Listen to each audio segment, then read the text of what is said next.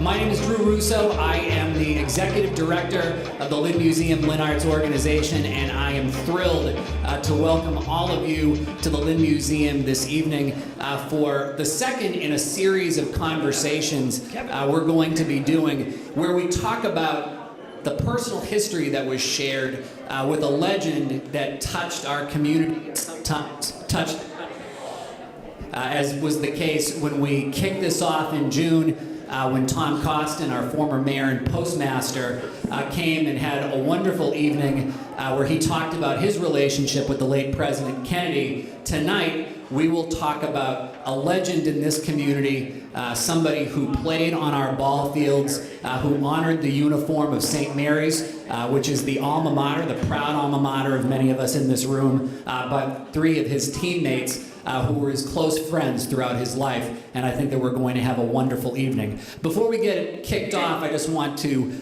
talk about a couple things that are going to be going on here at the museum over the next couple of weeks and at Lynn Arts next door. We're very proud to conserve the city's history in this building and to promote its emerging art scene in our galleries and Black Box Theater at 25 Exchange Street. I'd like to point out Jeff Iarrobino, who is sitting in the back, or standing in the back. It is his work that is in the second floor gallery right now.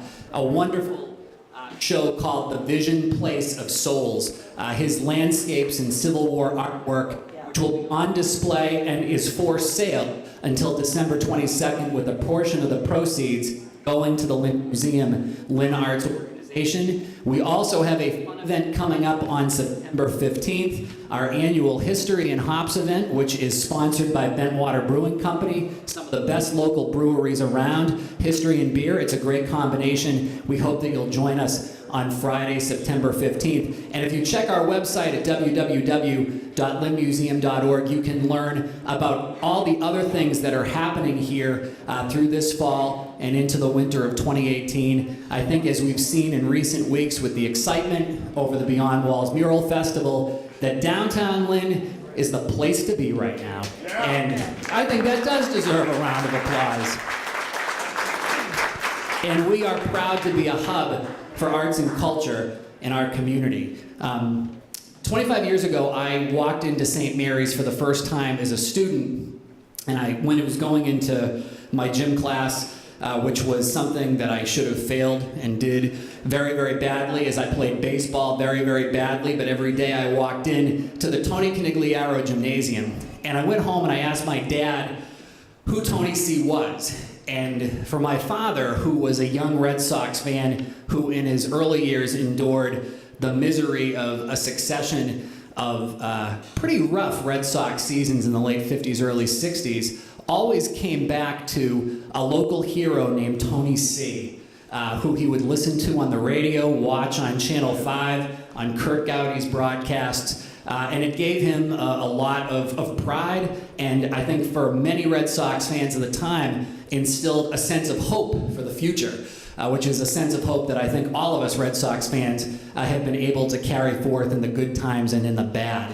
But then I learned about Tony Conigliaro's impact on my own alma mater as a St. Mary's graduate, and then learning about his teammates, some of whom I got a chance to meet when Mary Ann Rooney Hegan here in the front row used to bring me to alumni events, and I learned more about how Tony C., not only was he part of the St. Mary's fabric, but that St. Mary's was such an integral part of him. So it is so fitting that tonight's event sponsor, along with the Daily Item and Essex Media Group, is St. Mary's High School. And I'd like to welcome now a person who has been a friend, someone who's championed this event, recruited a lot of people to come tonight, and is such a great steward in our community, somebody who is carrying on that wonderful Catholic educational tradition of creating women and men for others. The head of school at St. Mary's, representing our event sponsor, Grace Cotter-Regan. Grace? Well, good evening. I want to thank you on behalf of St. Mary's for being here. Our board chair, Bill Mozikowski, should be in shortly, and our vice chair, Betty Toomey's here. And one of our staff members, two of our staff members, our principal, Jim Ridley, and Jen Pierce from our advancement office. So I welcome you tonight on behalf of St. Mary's. And I am so excited to be with this esteemed group, who I have had the privilege to get to know over the years. And I want to talk about just a couple things. First of all, we have a magazine for you here tonight. It is the 135th year of St. Mary's, and that's a really exciting thing to celebrate. We do reference Tony C. in here as part of our timeline, and this is the legacy issue. So I hope you take a minute, if you haven't received the magazine, to read through it. There's some great stories, some great legacy, and I always call our little city block, that magical city block, that magical things happen in Lynn. And to be a part of the Lynn community has been really exciting for me, so I want to thank you. This year is also really exciting for us because we alternate. We have a varsity club and a Hall of Fame, and Ted actually was inducted this year into our Hall of Fame, so I want to congratulate Ted again. And we also have introduced a varsity club a number of years ago, because when I came to St. Mary's, we didn't have an athletic hall of fame. And so our athletic director, Jeff Newhall, said, wouldn't it be great to introduce an athletic hall of fame? So we did, and we call it the Varsity Club. And we will be inducting the third class this year. And two of our esteemed members here are inducted into the Hall of the Varsity Club, Frank and Tommy. And we want to congratulate them. And Tony C. And Tony C. was actually inducted into the first class posthumously, so I think that's a beautiful memory and a wonderful tribute to him. But this year, if you have anyone you want to nominate, there will be a nominating form online, and we ask you to think about it. It's a great way for people to come back to St. Mary's. It's a terrific way to honor our athletic legacy, and I think all of you are probably pretty proud of the athletic legacy at St. Mary's and the great student athletes that we produce. This year we won our first hockey championship in 30 years. So Mark Lee and his team won the national, to me it was national, to the state championship, and that was such a great feat. And we've had state championships for the past, I think, 12 years. So congratulations to you, and thank you for your commitment to St. Mary's, and thank you to this esteemed group of gentlemen for sharing their history and their love of St. Mary's. And I hope that you come over and visit us, and we're really excited to have you here tonight. Thank you so much. Thank you, Grace. Without further ado, it's my pleasure to turn it over to tonight's moderator, the publisher of the Essex Media Group and the Daily Item, proud member of the St. Mary's High School class of 1972, Ted Grant. Ted? We all know the stories. Tony Conigliaro was the youngest player to hit 100 home runs. He hit a home run on his first pitch at Fenway Park. He hit a home run on his first game back in 1969, 2 seasons after the beating.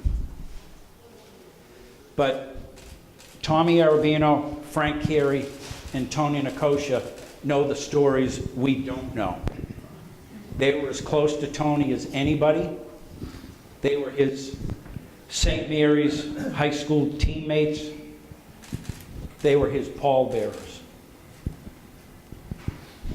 Frank, talk about Tony as a minor leaguer. First of all, it's working, okay. Thank you for introducing me, and also I want to thank everybody that's here on behalf of Tony's memory. He was obviously quite a player and quite a friend of all of ours here in Lynn. Real quick, I think it's appropriate that you give me the statistics end of it, because my two teammates are not very good in math. So what I will do is I will give you a few statistics. And he is. On Tony C. At 18 years old, Tony was, again, statistics tell the truth, but at 18 years old, he hit 24 home runs at Wellsville. He batted .363.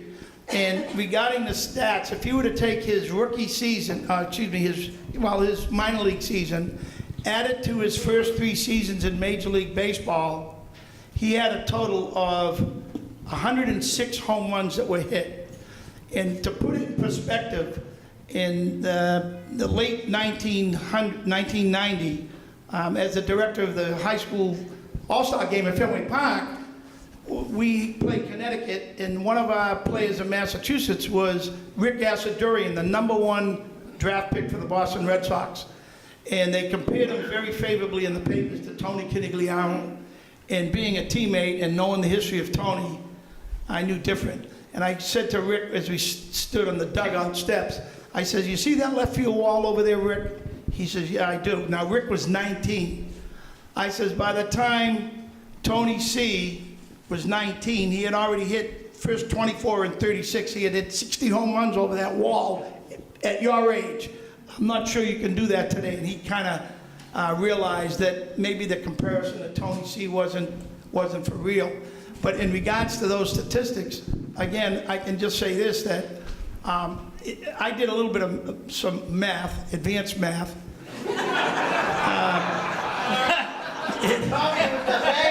And I added up all of his home runs, which the first 5 years totaled 106. However, he had missed almost a total of 160 games, which is a full season. So if you were to do the math, 106 divided by 4 was whatever. It was 26 or something. It was a bunch. And I think there was Rick McNear just wrote a recent article projecting him to have hit, he would have been, if he continued on the path, he was actually averaging a little bit over 30 home runs in this short period of time. He estimated that he would be the highest, the most home runs hit in Boston Red Sox history. It would have been in the high 500s. So it's quite a compliment to Tony. It's quite a compliment to his power. And real quick, I'll just say this. As a hitter, we all know in high school, dead right center field hitter. As a professional player, primarily a pull hitter. I told players on my high school team, that was his hitting strategy. In high school, he knew enough to hit the ball away, and he stood off the plate, 6'3".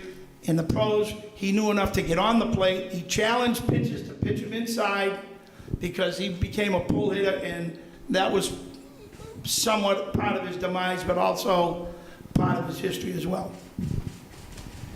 Tony, talk about Tony's relationship with his Red Sox manager, Swampscott, neighbor, and his biggest proponent, Johnny Pesky. Yeah, but first I'd like to comment on Frank on Tommy and I being mathematicians. We didn't have to be math wizards to figure out your batting average, by the way. Anyway, Johnny Pesky. Johnny Pesky was just a wonderful person, anyone that knew him. But he also had tremendous foresight in looking at talent. And Tony was a skinny kid, and he would work and work and work. And having moved in the area, he saw his work ethic. And I'm looking out here amongst the group here. There's many guys that played football and basketball and baseball teammates here. And they will attest that he would be squeezing a ball, vice grips, anything to strengthen his wrist and hand. And Johnny saw that, and Johnny would see how he would work. And based on his first year, which were incredible in that season, 24 home runs in a short span at Wellsville, there was an opening. And one of the outfielders got hurt, and he pledged to the family that I'm going to try and do everything I can to get you there. And he was, the roadblocks were set upon him. And finally, he was able to get him down to spring training, and of course, the story, prevailed from there on in. He was just a wonderful guy, and recognized the talent and hard work that Tony would put into it. Tommy, speaking of Pesky, tell us about the Pesky guy, Tony, and the red Corvette at Beacon Chevrolet. I shall, and thank you for getting to me, Ted. I want to get a couple in before you get back to Frank. And again, nice to see all the former teammates that are here, friends and associates of Tony's. That we have a lot of stories, obviously, but there's guys sitting right here that have just as many and were just as close to Tony. The Pesky guy story is, I was Tony's straight man after high school. I didn't really catch up with Tony beyond being a teammate until I lost my senior year in 1961, came back in 62, and became a senior with Tony and some of these guys sitting right here. And I never hung around with Tony socially prior to that point in time. And there's guys in this room that are even closer to him, Mike Kavanaugh, very close friend of Tony's, Billy Martin, all through high school. But as we got into our senior year, playing 3 sports together, spring football, American Legion baseball, during the summer post-6. So I was literally with Tony for a year. Many nights he slept over at my house rather than drive back to East Boston, and became close to my parents. So as that thing evolved and as time went on, we became closer. So I became his straight guy, as I started to say. So shortly after he started making some money, they had moved to Swampscott, and he had always had a dream he liked fast cars, of having a red Corvette. He calls me one morning and he says, "You doing anything?" "No, why?" He says, "Take a ride with me. I'm going to get on Beacon Chevrolet. I want to look at it and I want to buy a Corvette." I said, "Yeah, I'll go by. Pick me up." So he comes by, picks me up in his 56 Chevy, orange and lime yellow, awful car. So we're down to Beacon Chevrolet we go, and those of you who are from Lynn might remember it was kind of a narrow plot of land, and it had a narrow building, and you pulled into the driveway and you almost got right up to the doors of the showroom. So we get out of the car, and I remember it so vivid. We both had on our post-6 American Legion jackets, which we got annually when the season ended. You got a post-6 jacket. We still had them on, probably chinos, and we go into the showroom, and there was 3 cars in the showroom. There was a Bel Air, there was an Impala, and there was a Corvette. And it was red, and it was a convertible, beautiful nylon blacktop. So we walk in, salesman paying no attention to us. Finally, Tony kind of gets the guy's attention. Guy comes up, "Can I help you guys?" He said, "Yeah, how much is this red Corvette?" He says, come on. I don't have time for this. He says, "What do you mean?" He says, "We don't want to talk about another car. This is a very expensive car." He says, I want to buy the car." He says, No. He says, "Look, I'm one of Pesky's boys." He goes, "What?" "I'm one of Pesky's boys." "Who are you?" He said, "Never mind." "Well, where are we going, Tony?" "There's another Chevrolet deal on Eastern Avenue in Malden, right across from the car wash." I said, "Where are we going? What are you doing?" Right, zoom, over to Eastern Avenue, Malden. I forget the name of the dealership. I want to say Myra. And we go, and again, there's a Corvette. It wasn't red at the time. They had one in the yard. And the salesman was very gracious. "How can I help you guys?" Tony said, "I'm interested in Corvette. How much is it? Blah, blah, blah, blah. I'll buy it." Long story short, a couple of days later, go back, pick up the car with his 56 Chevrolet to trade in, put the plates on, heading back to Lynn. Coming down the Lynn Way, we're going to head towards Swampscott. He starts to pull into Beacon Chevrolet. I said, "Where are you going?" "Well, don't start, Tony. What are you doing?" Hush. Pulls in the driveway, pulls the brand new Corvette right up to the double doors, going to show. "Tony, come on, cut it. Let's get out of here." No. And he gets out of the car, and he's waving. I said, "What are you doing?" Trying to get the sale. Finally, the salesman looks. He goes, "One of Pesky's boys." True story.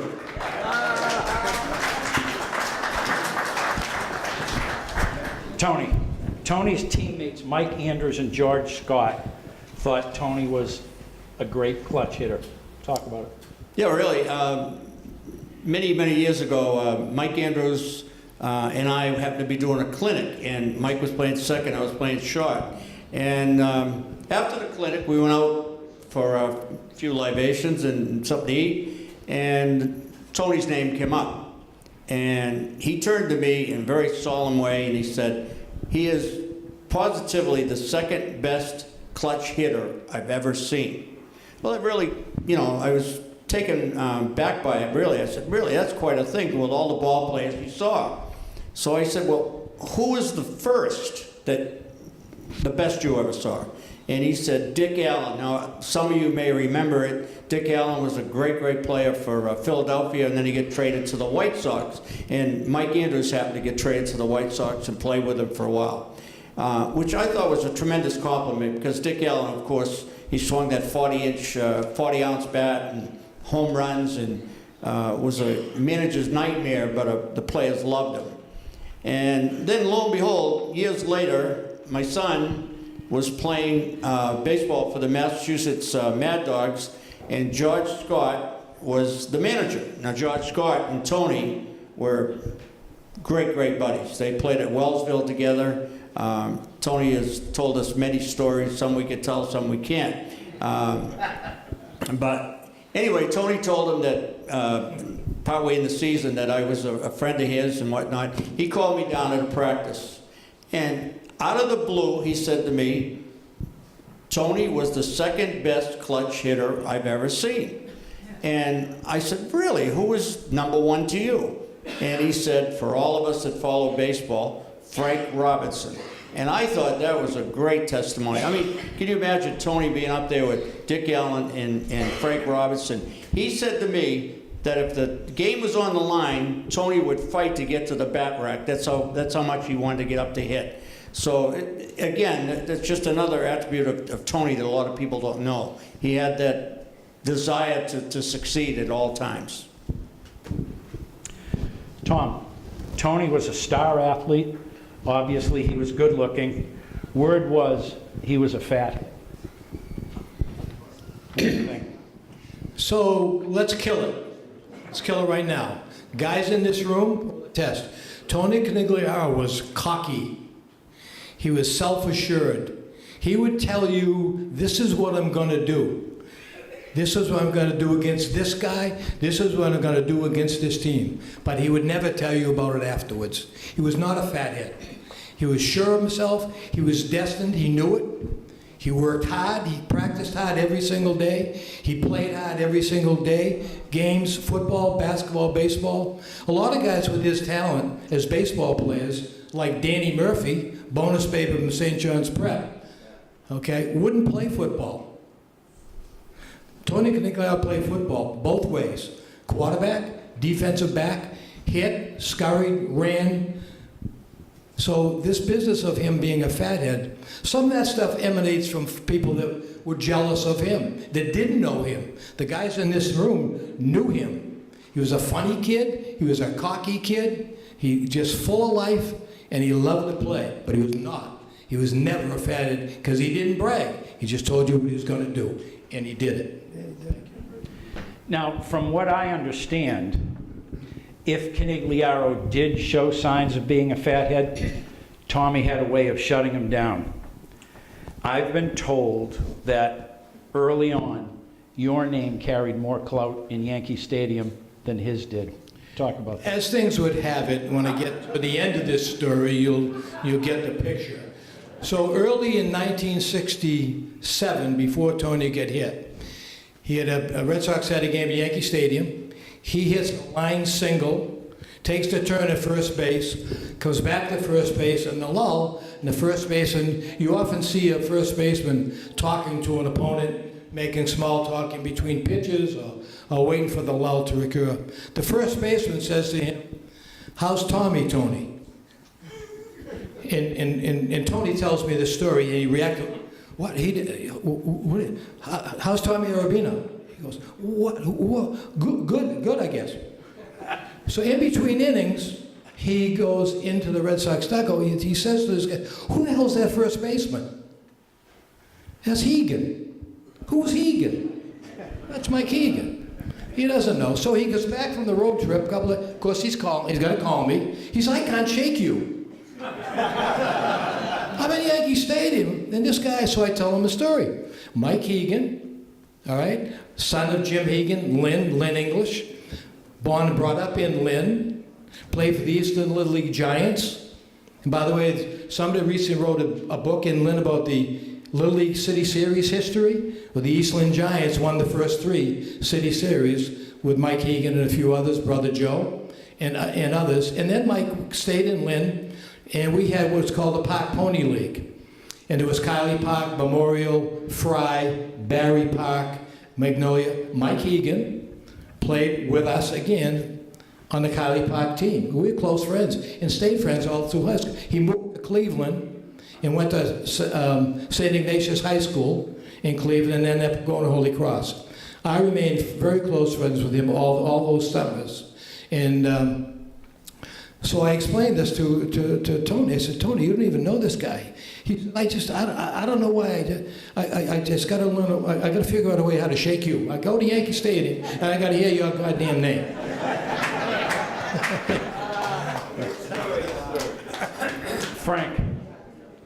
Tony, it's said, took his conditioning seriously, and alcohol wasn't a part of that. Talk about that. No, I definitely can attest to that because I used to hear people talk about Tony and partying. Yes, I'm not denying that. Tony and the girlfriends, yes. But as far as the drinking, you know, and the times I was with him, I can honestly say I don't ever remember even seeing him drink. I can give you examples. He would come down, unlike my other friends from Lynn that would visit me at the University of Rhode Island, underage for a certain reason. Tony came down to visit me, not for that, but he wanted to meet some of the prettiest girls on the campus, which... Yeah, like you knew them. Well... Here we go. Okay, we're going to start now. I was there too, Frank. So, you know, my point is that certainly he didn't display any of that. In 1978, I went out to San Francisco for a baseball conference, and incidentally, while out there, Tony C's picture was on the front page of some Parade magazine as the most eligible bachelor in all of the San Francisco, Oakland area. I had contacted him ahead of time to tell him I was coming out there. He, in turn, invited me to his home in Sausalito. It's a suburb of Oakland, San Francisco. And it was a big party going on that evening. And again, once again, there was all kinds of people and doing whatever they do. And Tony wasn't drinking. Tony didn't drink. But I will say this. On the wall, there was a photo, and it's probably the only piece of memorabilia that I saw, and it was kind of interesting because it was McCoy Stadium, and that's the AAA ballpark of the Boston Red Sox. So I went out to see Tony, and I said, Tony, you know, with all your accolades, what's with the McCoy Stadium? And he remembered it. He wanted it to be a reminder to him as the '75 season, which we'll talk about a little later, as he made his second or third comeback. When he finally got released, they sent him eventually to Pawtucket AAA, and he used that as just a reminder that how hard and how difficult it was, even though he moved right into the major leagues. But it was a source of inspiration for him. So, but to get to the point, I've never known Tony to be, unlike some of my other Lynn friends out here, he never participated in alcohol. Why are you looking at me? Nothing. Tommy, you have a memory of a Christmas morning phone call from Tony asking you to go and hear a couple of songs. It gets to the point that I can't shake this guy, okay? So, and the years are all running together for me here, but, so I was still living at home on Autumn Street, so I obviously wasn't married. I got one Christmas morning, get a phone call. It's probably 10:30, 11 o'clock in the morning. The presents are all done. Ricky's probably putting his fire truck together. I think Joe was married. The grandparents, Emilio, hadn't shown up yet. Tony calls. He says, "Hey, what are you doing?" I said, "What do you mean, Monday? It's Christmas. What do you think I'm doing?" "Why?" He said, "You got to come over. You got to come over." Now, he lived now on Parsons Drive in Swampscott, right off of Paradise. I said, "Not far from the house." I said, "Why? What do you want?" He said, "You got to hear. I'm doing a record. You got to hear it." I said, "Put it on. I'm on the phone." No. Come on. Don't fool around. Come on over. All right. So I go over and I walk in the house. Beautiful, beautiful big kitchen, and they're all sitting around the table. Sal, Teresa, Billy, and Rotten Richard. And they get these big grins on. They're all grinning because they know that when I come in, I'm going to be breaking them pretty good on old Tony boy, right? So out he comes. He's got the 45 record player, and he puts this little single disc on. And this music starts, and all I could hear was the background singers, like Elvis Presley's guys behind him singing, and this scratchy voice, something about a little red scooter, and he's laughing. I said, "Are you serious?" He said, "Well, teenagers are gonna go. I said, "You know what? Freddie Cannon is safe." And I ended up having some nice stuffed artichokes that Teresa made anyways. And I just laughed, and they laughed too, because they knew what I was going to do. Tony, what do you remember about Little Red Scooter in Playing the Field? Well, there was a time when Tommy wasn't with us this particular time. We got a call to play a game, or Lynn Jets, we were a baseball team, and we got a chance to play in Connecticut, and the game got canceled. And a lot of people don't know this, but Tony bought a nightclub down the Cape. And we decided we'd tell our girlfriends that we're going to Connecticut, and we went down the Cape. All right. So we went to his club, and after being at this hotel throughout the day, and you paid a cover charge. You didn't have a full alcoholic license yet. And we went in and we were partying, and they had a band going, and all of a sudden in walks Tony about 11 o'clock, and he saw us. And to tell you the truth, Frank and I and Buddy Papagelis and several other guys, Richie Wandsworth, and on, he couldn't believe it.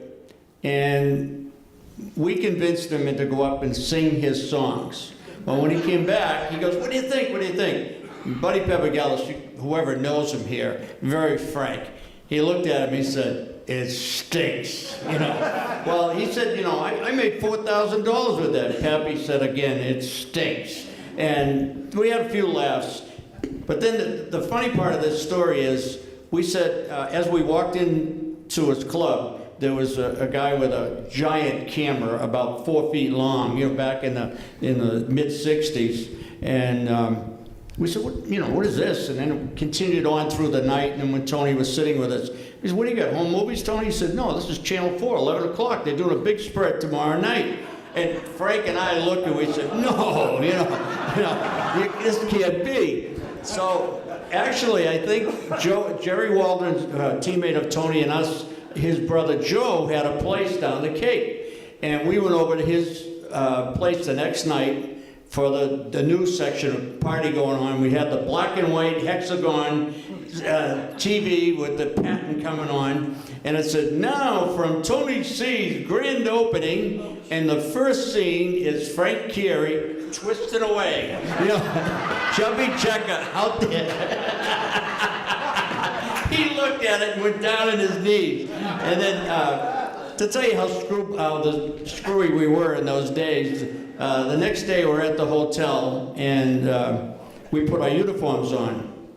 No game had ensued during the weekend. And all of a sudden, we're out there in the dirt and the grass doing backdoor slides, pop-up slides, head-first slides. We got to come home with a dirty uniform because no one would believe we didn't play. You know, and the people in the hotel were looking at, what are these strange dudes doing out there? But that was a thing with Tony in the song. But I actually brought a picture of Tony on a 45. And he did a great job, obviously. Thank you. Tommy, what about the Surf nightclub in Revere and Mudcat Grant? And for the record, I don't think Mudcat and I are related. Okay, again, the phone call to the straight man. And I believe this was a Saturday when the Red Sox had an afternoon game. I get a call, I'm pretty sure I'm still single, from Tony. He says, "Hey, can you get some of the guys together?" "For what?" "I'm singing tonight at the Surf." "Surf what?" "Surf Theater's in Swampscott. That's a movie theater." No, the nightclub. "Seriously, what do you want? Can you get some of the guys to come?" I said, "Why?" "Well, Mudcat Grant is the featured singer." And he said, I'm going to be like the second part of the show. I said, "Why would you think that I would get people to go look at that? Come on, don't fool around. So I called these guys, and maybe a few guys in this room right now. So we bring a couple of carloads over to Surf nightclub at Revere Beach. And there's a name up on the thing, Mudcat Grant, no Tony C. So we go in, he sees, he's all happy, he comes over, says hi to everybody. And Mudcat Grant got up, and there was a bunch of teeny boppers in there, you know, the girls with the high hair and stuff. And so Mudcat Grant was pretty good. I mean, this guy could sing, he was very smooth. And then they put on the Joker. And he gets up and he starts the rendition. It may have been the second one you talked about. And I think Papagelis was part of that crowd too. Not a good story for Tony. So the more he sang, the more we started laughing. We did everything but throw bottles at him. And finally, he breaks down laughing and walks off the stage. Frank, what's the deal with former Red Sox reliever Dick Raditz in the case of beer? Okay, I know that's part of the script. I'm going to break the script for a second. The administrators at St. Mary's will appreciate this, Mr. Ridley and Miss Carter Reagan. Back in high school, there was 3 guys that used to sing in the schoolyard. Tony C., Joe Iarrobino, both had terrific voices, in the interloper, me. And we would sing in the schoolyard, and kids, it might have been Mike Cav, and these guys would throw nickels, dimes, quarters, and throw money at us for our performance. Well, the principal that day begged, I was the lead singer. No, actually I wasn't. She begged me, brought me to the office, and was very upset at our actions because we had quite a crowd out there. And I managed to get out of it by simply telling her the money that we raised was for the Bishop's Relief Fund, which we're donating to that school. So I thought I'd just add that in, but that's how Tony got started. That's a good one. But getting back to the Dick Raditz story, Tony come down with a bunch of the Red Sox. In those days, they used to try to, what do they call it? Moonlight, making some money on the side, and they had a basketball team of Red Sox players, and it made up of Bill Mombouquet, Carl Yastrzemski, Dick Raditz, and Tony C., and a couple of other, Chet Nichols, you wouldn't remember them, but anyways, they come down to URI or Kingston, Rhode Island to play. I had contacted Tony. I said, hey, I'm going to be down here. I'm going to see what the game, we can get together, so forth and so on. I told Raditz this story, who I had the pleasure of working with the North Shore Spirit. He was a terrific, funny guy.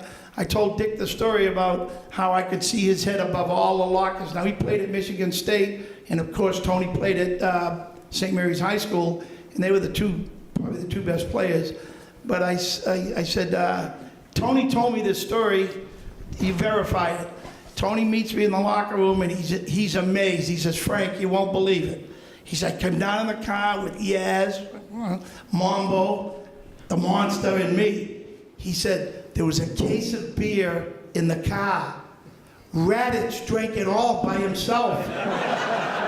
And I asked Dick that story, and he confirmed it. He goes, yeah, he said, I did. He says, that Tony said he was a lightweight. But it turned out they were the best 2 players, and it was a few laughs that night. Tony, tell us what you remember about Tony, by then an established star with the Sox, playing in an exhibition game at Frazier Field for the Jimmy Fund. Yeah, I remember it well. Actually, when you look back at it, it was an amazing thing. The Red Sox organization allowed him to come down and play against the Lynn Jets for a Jimmy Fund game. Frazier Field was packed, and they weren't there to see Frank, that's for sure. And it was just an amazing thing. He showed up, and like all of us, we've been together since before high school. We've known each other and hung around, and we have to be thick-skinned to hang around with each other. I mean, we're brutal to each other. Well, it was the same way when Tony showed up. Here he is, removed from us, professional athlete. First inning, he's up, and he's got 2 strikes on him. And we had a pitcher, Richie Wantridge, what these guys will know. He really turned into a hell of a pitcher.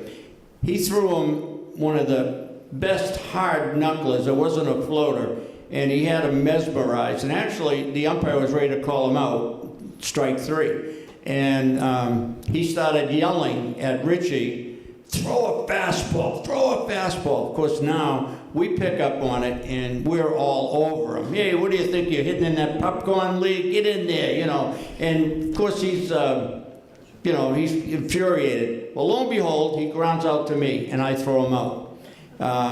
3 innings later, I will say this, I know Frank doesn't like to hear it, I led off with a triple, and I thought I was going to get a home run before the fence was put up there, and I'm rounding third, and they're holding up, and a laser came in from right field. It was Tony's throw. Tony had a good arm in high school, but major league arm, he was really improved.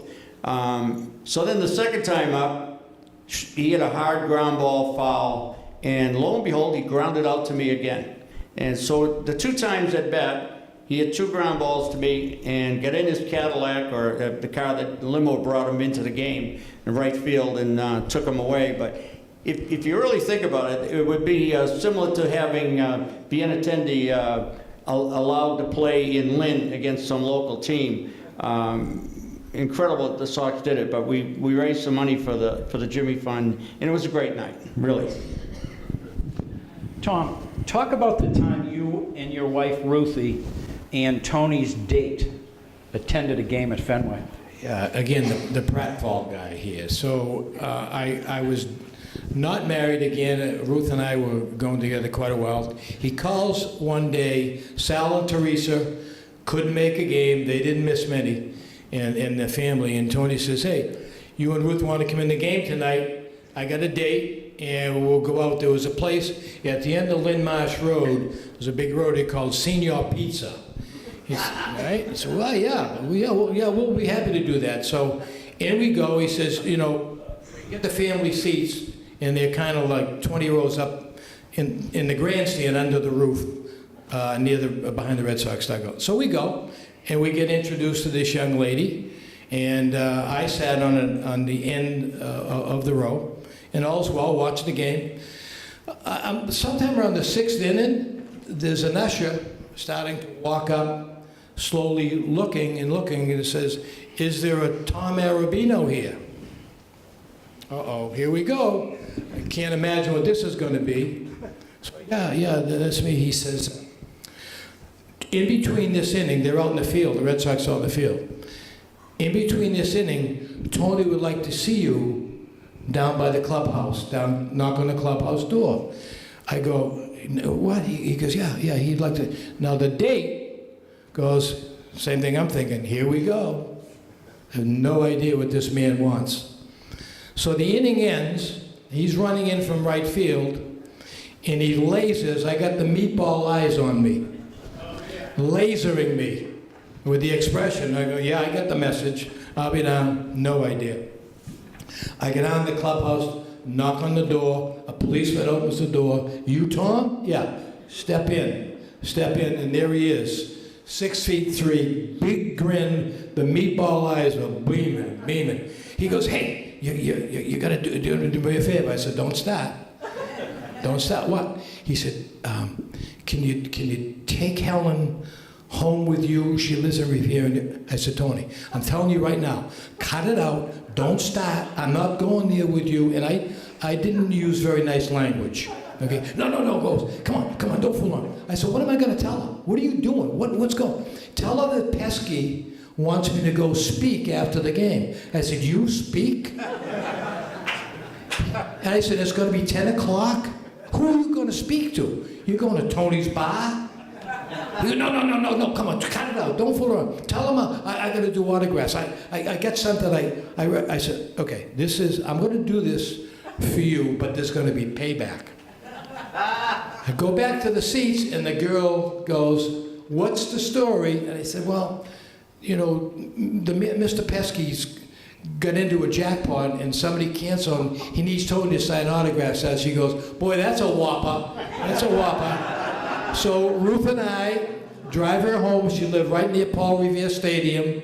Not a word was said all the way home. I thought my wife, okay. I called him the next day. I said, don't you ever. And he just laughed. He thought it was the funniest thing he ever did. Nice friend, the Pratt guy. Tony, tell us about the Skinny Guinea. Oh. Well, going back when Tony had his stroke and was going through therapy at Shaughnessy, I was over there, and Sal Conigliaro asked me to go out for a drink. We went over to the old China Sales, and we were sitting there talking, and he brought up the story about when Tony first went down to spring training in Arizona. If anyone was following it as well as we were, they couldn't get him out. Here's this young 19-year-old, just turned 19. He's every game, 1-2 hits. And Sal was sitting in the box seats, and a few rows behind him was the general manager. And someone asked the general manager, you know, what are you going to do with this kid Conigliaro? He said, he's just hitting the ball every day. And the general manager turned, and not remembering that Sal was there, and this is a quote, he said, he's nothing but a skinny guinea. Well, you know, Sal heard it. Now, I'm not making this up. That particular at-bat with the Arizona air and everything, he hit the longest home run ever recorded at Arizona. And as he touched home plate, Sal turned around and said, hey, nothing but a skinny guinea. And, you know, thereafter, obviously, he made the team, but Sal was pretty miffed about that, and Tony proved him wrong. He has proved a lot of people wrong. Frank, Darrell Brandon, Jack LeMahieu, and Dick Stewart were Tony's teammates, and Bob Gibson played for the St. Louis Cardinals, and as most people will remember, was the hero of the 1967 World Series. You have some stories about them. Yes. Yes.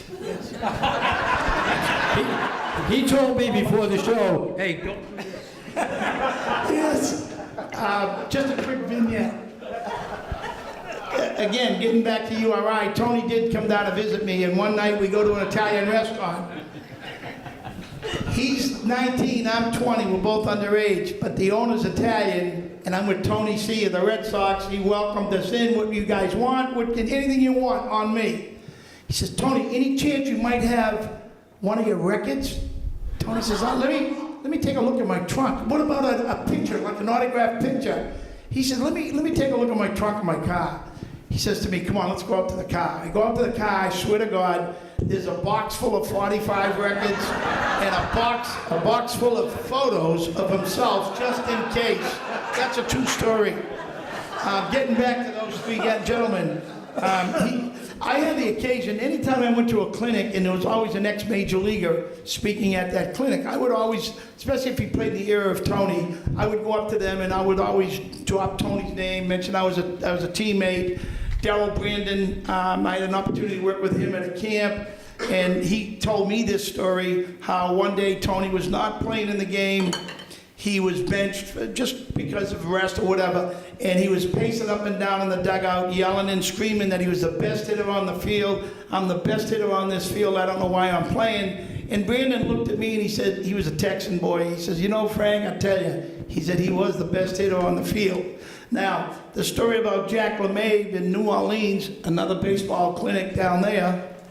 It's funny how these pretty good cities pop up all the time for clinics, but I go down there, and LeMahieu used to play with the Sox with Tony for 2 years, and he's now the head coach of the University of New Orleans. And I side up to him in the same thing. I drop his name. I'm a teammate. He looked at me and he said, he was with a bunch of other college guys. He said to me, you give me 9 Tony C's on my team any day rather than that guy playing left field. He used another ethnic description, but rather than that guy playing left field. So again, another compliment. I went into Tommy Tresh at a clinic, the same thing, sat down with him and threw Tony's name out, nothing but plaudits and accolades. There was only one instance where the name of Tony Conigliaro didn't strike fear into the person's heart. I was at the College World Series in Omaha, and I had an opportunity at a reception to meet a guy named Bob Gibson. So I walk up to him and I gave him the same routine about Tony C's my teammate. And I said, I really have a feeling that that World Series might have been a little different if Tony was playing. He looked me right in the eye and he said, it wouldn't have made a difference in game 1, 4, or 7. So that was the only guy that I ran across that I won't say was negative, but anytime I would run across an ex-major leaguer, nothing but accolades for Tony and respect and admiration for what he did. Tony, you remember a disputed home run that was ruled a double. Yeah, as we all know, Tony loved to hit, and his statistics meant a lot to him, but, winning a game was more important. But this particular day, it was, 11:30, and Tony came down the beach, and I was with my good friend, who a lot of us out here know, Leo Morrissey. He and I had joined the Marine Corps together. And he said, would you like to go to the game? We said, yeah. So we went to the game, and lo and behold, Tony hit a home run that day. And one of the other times at bat, around the 6th, 7th inning, he hit a rocket to left center field. And it just cleared the wall and hit the metal stanchion and shot back out into the field. Well, for whatever reason, the umpire called it a double. Well, of course, Tony is jumping up and down and, hard to control, and they ruled it a double. Well, after the game, in those days, there weren't 5,000, 6,000 people there, and they're filtering out. We just walked down by the edge of the field, and Tony came running off the field. He said, "Did you see that? Did you see that?" I goes, "Yeah, Tony, it was a double. It hit the wall." Well, wow! And all of a sudden, every other bad word you could think of was coming out of his mouth. He didn't come down the beach very much after that for a while, but a hit was very important to him. Tommy, after Tony suffered the stroke, drug rumors persisted. You called it innuendo. This one gets me going really good. I could scream right now because I recall it. And shortly after this poor kid went through what he did, there was a radio jockey, a sports show guy, and there was an inference, a lead-in to an innuendo that there was something nefarious other than just a heart attack. How's a young guy have a heart attack? And I can't state it in more stronger terms. That kid would never ever have put anything like that in his body, anywhere near it. He wouldn't be in its presence. The same thing Frank said. I spent a lot of time with Tony after high school. I saw him maybe once have a bottle of beer in his hand. I'm not sure I ever saw him drink it. Okay? Drugs or any of that stuff that was around in those days, I can assure you, okay, and it really gets my goat, that people would make that kind of inference, okay, about a kid like that those things never occurred. They would never have entered Tony Conigliaro's head to be around it or touch it, be assured. It really gets my goat. I think, Tommy, in reference to what you're saying, the morning of his stroke, he had run 3, 4, 5 miles that morning. He was always conditioning. So drugs were not a part of his repertoire. Tom, talk about how Tony's father, Sal, invited you and your children, Beth and Paul, to visit Tony when he was receiving physical therapy from his nurse in a swimming pool. So these aren't the good parts. And again, the years run together. But Tony had the heart attack in 1982, I believe, January, February. We, the three of us, had been asked by his father to come visit him in the hospital immediately afterwards. And I recall today, I went into that room with Judge Toro. And the theme was, Sal was, they were looking for the miracle. They were hoping something would jolt this kid, okay, and come out of this thing. It was shocking to walk in and see, okay, this, Adonis of a guy in the condition that he was in. And so subsequent to that, the shock, no improvement. So one hot summer day, and I do think it was the year that he had the stroke, I'm not sure, and my son Paul and daughter Ian are here tonight. And I asked my older daughter Beth and Ben Paul last night what their memory was. So Sal called, he said, Tommy, it's a hot day, Tony's nurse is going to bring him into the pool. Would you want to come over with your kids and come over and say hi to Tony? Absolutely. So I take Paul and Beth, my two oldest. I think they were 12 and 10 at the time. They certainly knew who Tony was.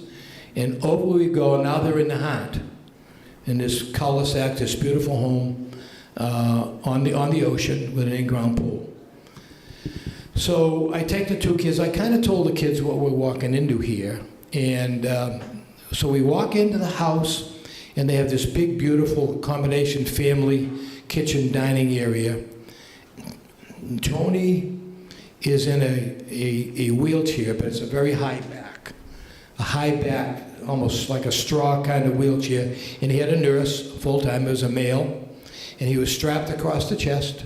His arms and hands were strapped to the sides, and he had this look of a person who had gone through that. So my two kids came in with me, and as Sal had wondered, and I had seen before, anytime I had been in his presence, he got a little animated. So you had the sense he knew. He knows who I am, and he did it with other folks as well. When he saw my two kids, okay, my daughter told me last night she got the chills. He became so animated in that chair, okay, and almost to the point that I think he was trying to smile. It hurt. It hurt badly, okay? So the kids were great, all right? And they remember it vividly. It was shocking to them. Then the nurse took him, wheeled him out, and slid him down a board into the pool to give him therapy. It was tough. And Sal said, the kids go in the pool. The kids didn't really want to go in the pool, okay? But it was such a shocking event for two young kids, and to see the condition he was in. But at the same time, it was kind of emotionally powerful because he did react.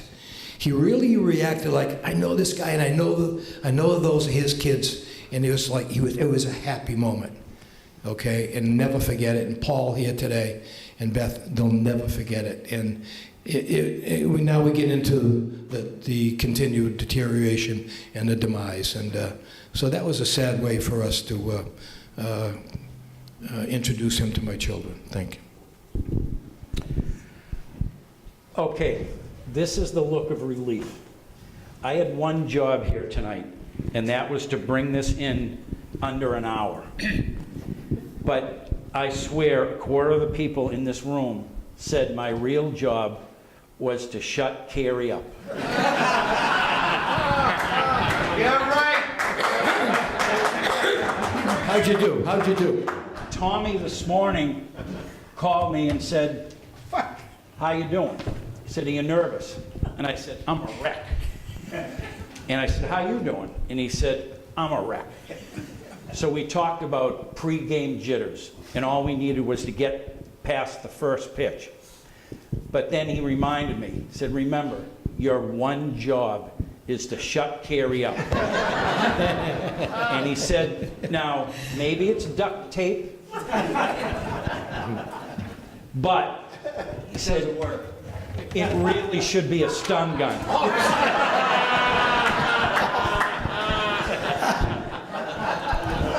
I'm done. It's now in your hands.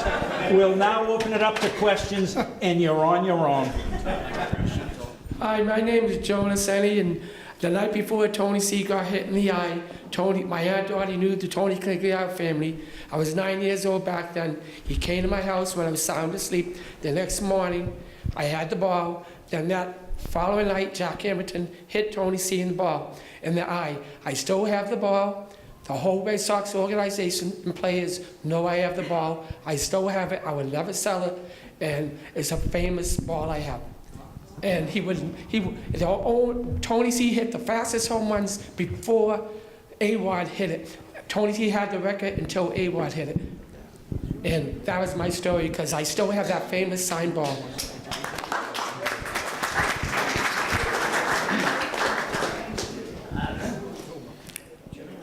Just a point of information here. I have an actual Tony C. bat.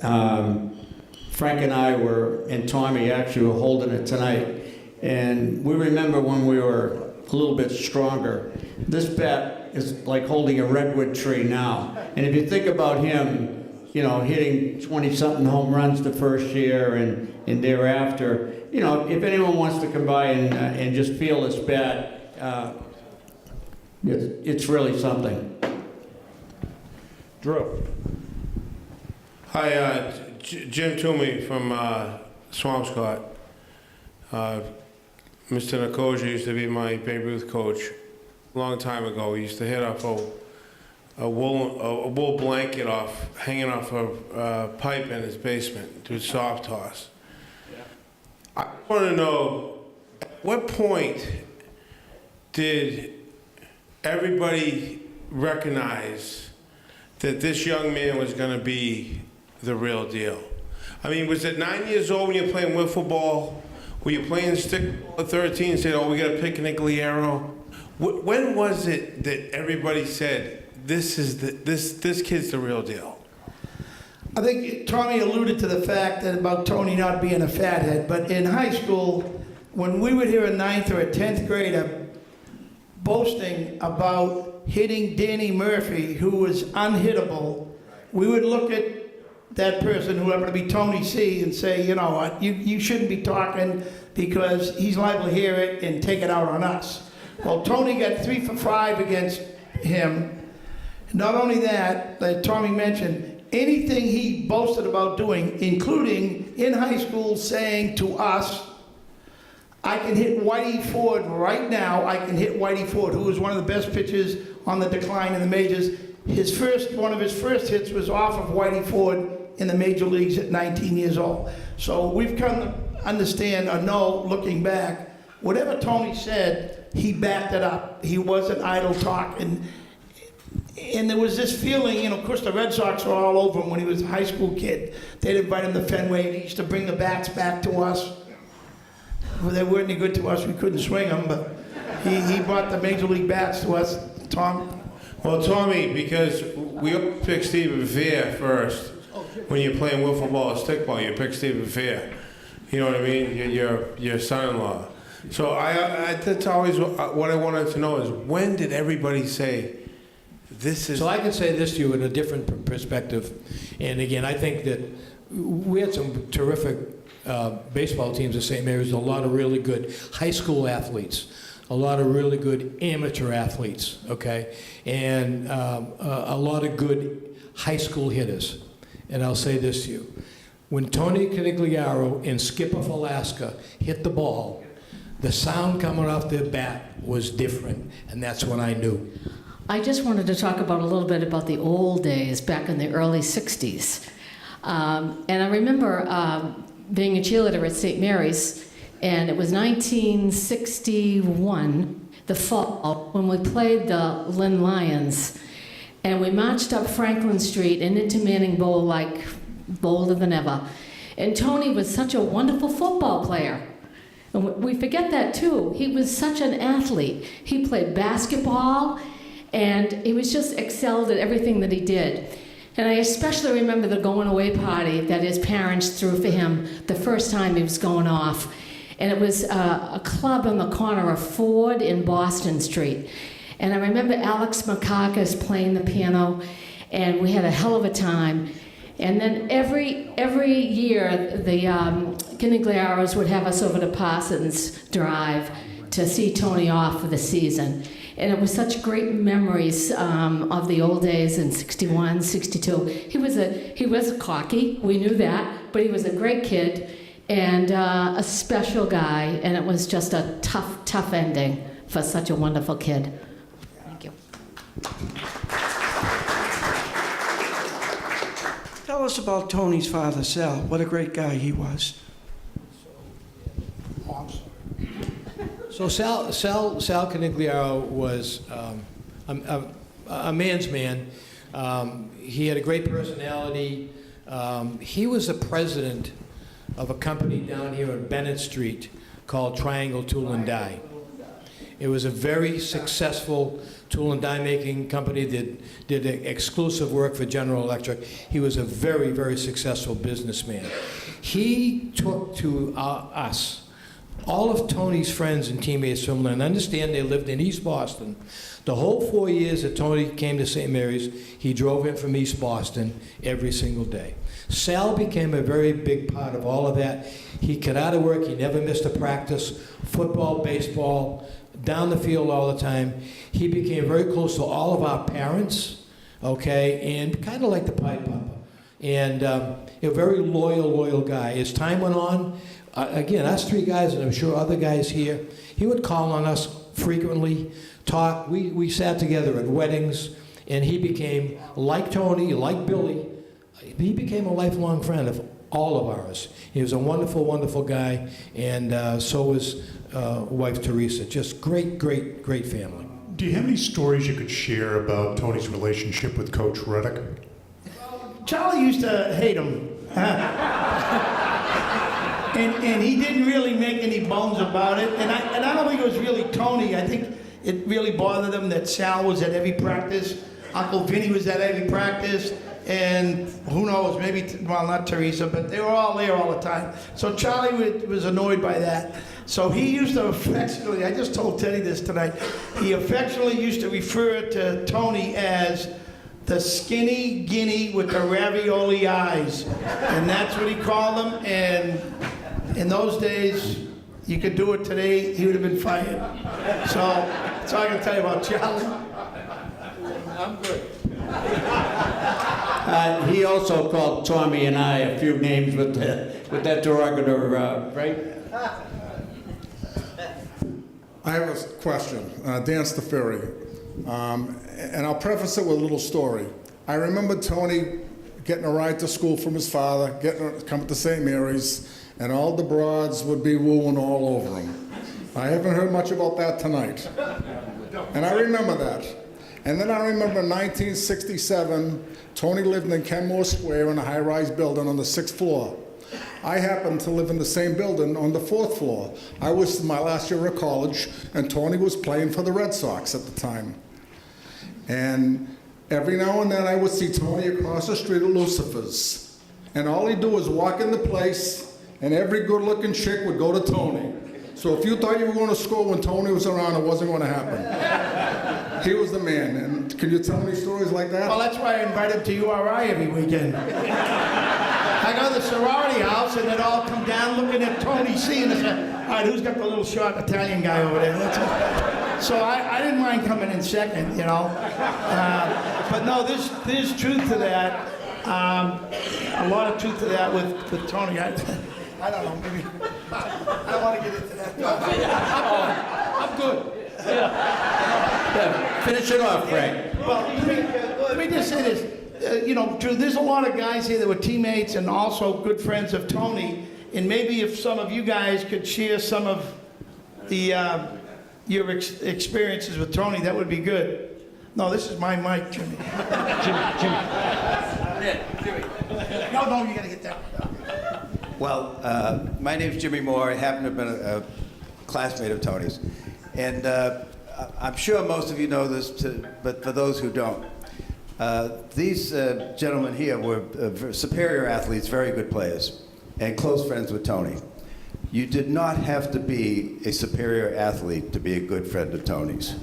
You just had to know him. He always reached out, he always remembered us, always treated us when we saw him through the years like we were as important as he was. Of course, we weren't. But he always stayed that way and was always loyal to us.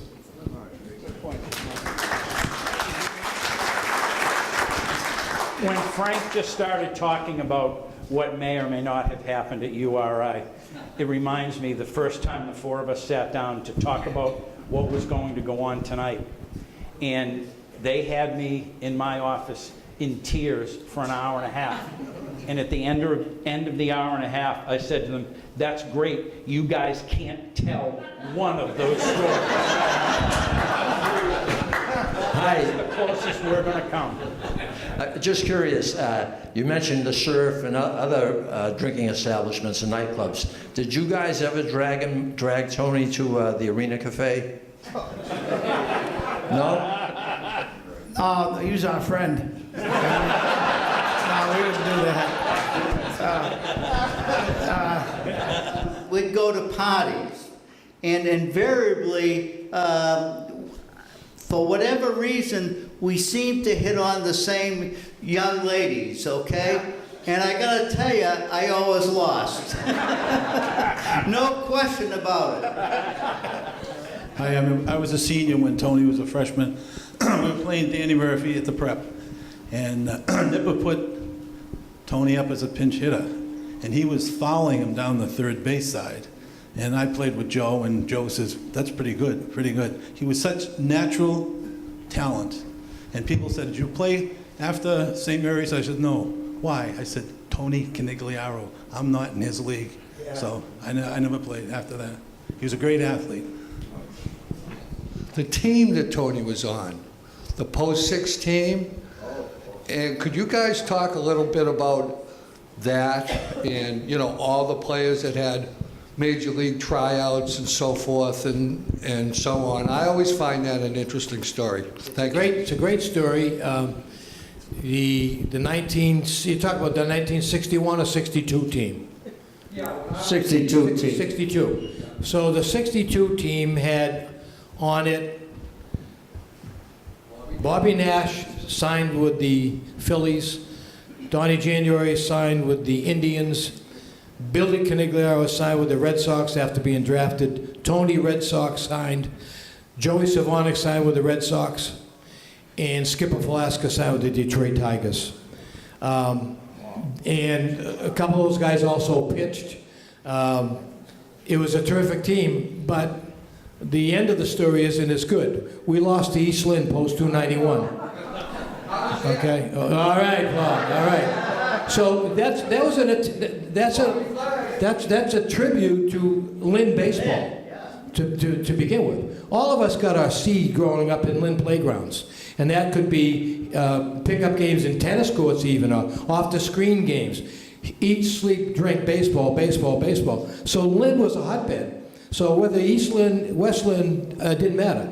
Our St. Mary's team that year, that's 62, we won our first 24 games. We were in the Catholic Conference, tough league. There weren't so many Catholic schools around those days. We lost our first game to Archbishop Williams in the conference. Then we won a few more. We got to 30-1. The next time we lost was to Lynn Lions. We had a 2-game series. We split with them. Again, a tribute to Lynn baseball. So those two teams and the previous teams with Tony, Frank, 61, 60, post-6, all kinds of talent. We had a game down, that 62 team in the state tournament, a 61 team down in New Bedford. And back to back to back, Tony, Skipper, Bobby Nash. Back to back to back, out of pack, left field. I was the next hitter. That ended that story. I wasn't going to tell the story, but Tony suggested I do it. When Tommy and I were talking this morning about why I was nervous, it has nothing to do with any of you. It has everything to do with these three guys. The first significant assignment I had as a sports writer at the Item back, I don't know, I think it was 1930. It was covering these three guys coaching a state tournament for Post 345. And it was in Chicopee. And they borrowed Eddie Toner's Volkswagen bus. And my sports editor at the time, he and I weren't best of friends. He said, I want you to go out with them. I said, why do you want me to go out with them? He said, well, you know, in case they have an accident on the highway or something, I want you there. So, great. We go out to Chicopee. We spent a month in Chicopee there one week. And when we go to this motel, it's right beside a highway, more of a Linway kind of thing. But we're sitting in Eddie's Volkswagen bus. I'm sitting in the back seat behind the driver. He pulls out onto this highway, and the next thing I know, and I can't remember whether it was Tommy or Tony, whoever was sitting in the passenger seat dove across the seat into my lap.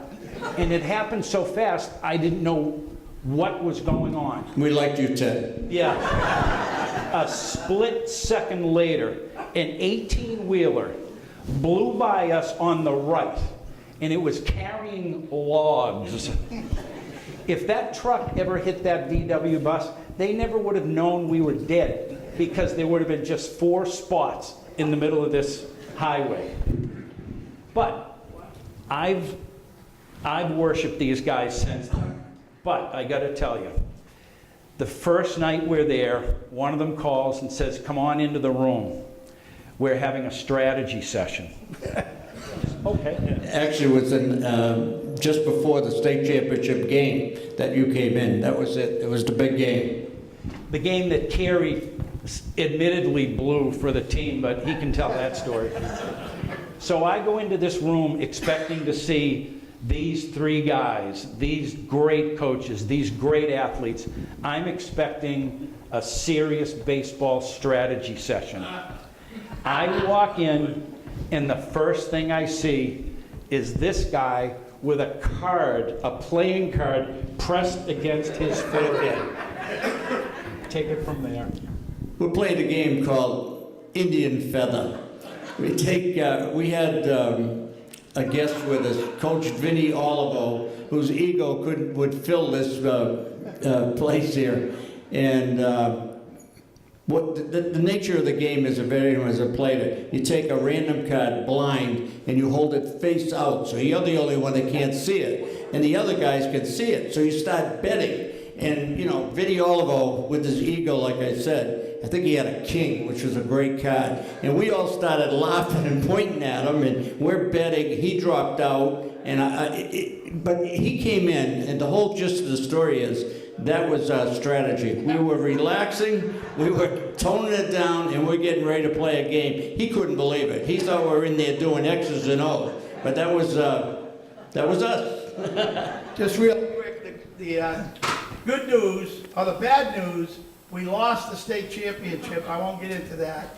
The good news is I signed up for Ringer's Auto Driving School right after that tournament.